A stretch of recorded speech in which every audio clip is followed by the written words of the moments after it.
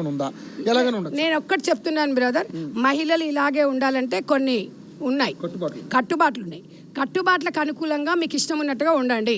సమాజానికి ఇబ్బంది కలగకుండా నిండుగా నీట్గా మంచిగా ఉండి, చీరనే అనే కాదు, నువ్వు డ్రెస్ వేసుకుంటావా, జీన్స్ వేసుకుంటావా, టీ షర్ట్ వేసుకుంటావా, ఎనీబడి సమాజం కట్టుబాట్లు సాంప్రదాయాలను మనం పాటించడం భారతదేశ స్త్రీగా మనము భావితరాలకు అందియాల్సిన అవసరం ఉంది.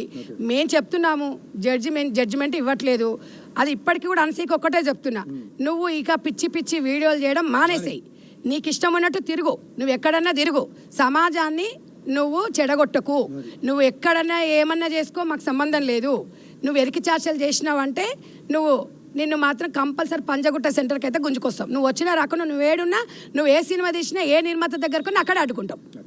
Thank you madam, thank you so much. So చూశారు కదండి, ఏదైతే అనసూయ గారు చేసినటువంటి కామెంట్స్కి మదర్ ఫౌండేషన్ చైర్మన్, అదేవిధంగా కాంగ్రెస్ పార్టీ సీనియర్ నాయకురాలు సంధ్యారెడ్డి గారు చాలా ఫైర్ అవుతున్నారు.